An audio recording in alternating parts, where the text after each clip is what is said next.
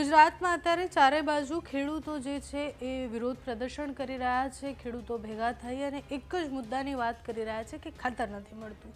Urea ખાતર લેવા જઈએ છે, સાથે બીજી વસ્તુઓ પધરાવવામાં આવે છે। ખાતરની અછતને કારણે ખૂબ નુકસાન થઈ રહ્યું છે। બધી બાજુ ખેડૂત વિરોધ પ્રદર્શનના મૂડમાં છે। બનાસકાંઠાના ખેડૂત હોય, સૌરાષ્ટ્રના ખેડૂત હોય કે ક્યાંયના પણ ખેડૂત હોય, બધા જ ખેડૂતો અત્યારે ખાતરની અછતને કારણે પરેશાન છે।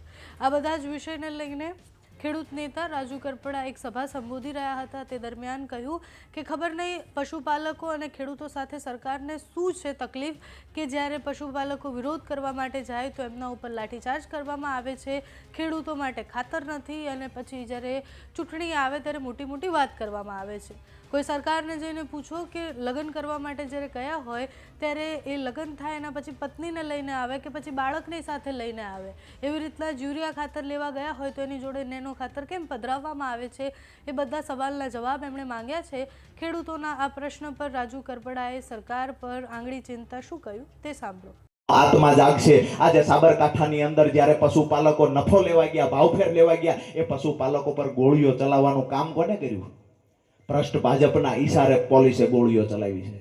અમારા ખેડૂત પર તમે ગોળીઓ ચલાવશો, અમારા ખેડૂત પર તમે દંડા ચલાવશો। અમે કહીએ છીએ કે સાબરકાંઠામાં ભાવફેરની લડાઈ લડવા ગયેલા લોકો પર ગોળીઓ ચલાવી, દંડા ચલાવ્યા। અહીંયા સુરેન્દ્રનગરમાં આવીને પૂછીએ છીએ ખબર પડે છે કે ભાવફેર બોનસ કાંઈ મળતું જ નથી। ફેટના પૂરતા ભાવ નથી મળતા સહકારી ડેરીઓમાં। અહીંયા ગામનો માણસ મંડળી સારી રીતે ચલાવે તો ઉપરથી ફેટ કાપવામાં આવે છે। એટલે ક્યાંક ને ક્યાંક પશુપાલક અને ખેડૂત જે દુખી છે એની લડાઈ મારે ને તમારે હૈયારી લડવાની છે। ગામો ગામ ભાજપના એક બે એવા નેતાઓ તો હશે જેને આ લડાઈ ગમતી નથી। પટેલભાઈ એક ગધાડો બાંધ્યો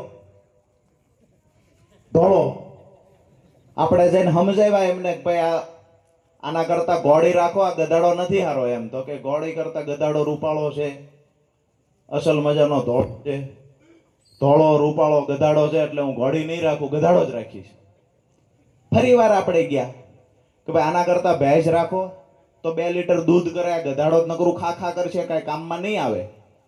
તો કે ભેંસ કાળી છે એના કરતા ગધાડો રૂપાળો છે, જો બેન બાજુમાં રાખો, ગધાડો કેવો રૂપાળો લાગે છે। ત્રીજી વાર સમજાવ્યા કે એટલે આના કરતા તને શોખ જ હોય ને તો હાથી બાંધ દો। તો કે હાથી 10-15 ની સ્પીડે જ દોડી શકે, ગધાડો 30-40 ની સ્પીડે દોડી શકે। હવે કોઈ વાતે માનવા તૈયાર નથી। એવા ગામો ગામ એક બે જણા છે 30 વર્ષથી ભાજપનો ગધાડો બાંધીને બેઠા છે। 30 વર્ષ થયા હજી ગધાડો છોડવા જ તૈયાર નથી, એમનો જ કકો ઘૂંટ્યા કરે છે। વાત એ કરવા આવ્યા છીએ કે કમસે કમ તમે ગામો ગામ એક બે જણા છો, યુરિયા ડીએપી ખાતર લેવા જાઓ ત્યારે જોતા તો હશો ને કે આપણે લેવા ગયા છીએ યુરિયા। હવે તમે મને એવું કહો કે આપણે કોઈના લગ્ન કરવા જઈએ, પહેલી વાર લગ્ન હોય, જાન લઈને ગયા હોય, આંગળીએ છોકરું ભેગું લાવી ન લાવી ને? આ યુરિયા લેવા ગયા આંગળિયા ભેગો ઓલું નેનો શું કામ દે છે? આપણે લેવા ગયા છીએ યુરિયા અને આંગળિયાત આપણને નેનો શું કામ ભેગું દે છે?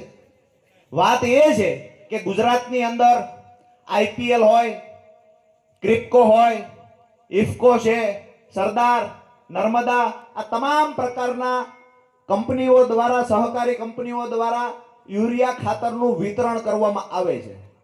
અને એક પણ કંપની એવી નથી કે એગ્રો સંચાલકને પણ એમ નામ ખાતર આપતી હોય, એને ભેગું આંગળિયાત આપે છે। વાત આપણી એ છે કે ભાઈ અમે કુવારો જુવાન લાવ્યા લગ્ન કરવાના, આંગળી વાળો ધીરુભાઈ ભેગો દે, આ તો છેતરપિંડી આપણી યારે। એટલે આંગળિયાત એમનું નેનો હોય કે બીજું બિનજરૂરી પ્રોડક્ટ હોય, આ બંધ થવું જોઈએ। અહીંયા મેં તમને થોડા દિવસ પહેલા એ જોયું, જે એક હેક્ટર દીઠ જે મગફળી આપવાની છે ચોટીલાના ટોટલ 500 ખેડૂતોનો સમાવેશ હતો, તો ક્યાંક ને ક્યાંક એવું બન્યું ખેડૂતો લેવા ગયા ત્યારે મગફળી મળી નથી, કાં તો ખેડૂતોને પૂરું જ્ઞાન આપવામાં ન આવ્યું ખરેખર કેવા નિયમો અનુસાર આ મગફળી મળે। 1 હેક્ટરની મર્યાદા મળતી, જે ખેડૂતો નહોતી વાવવી એ ખેડૂતો લઈ ગયા ને વાવવી હતી, બિચારા લાઈનમાં બેઠા।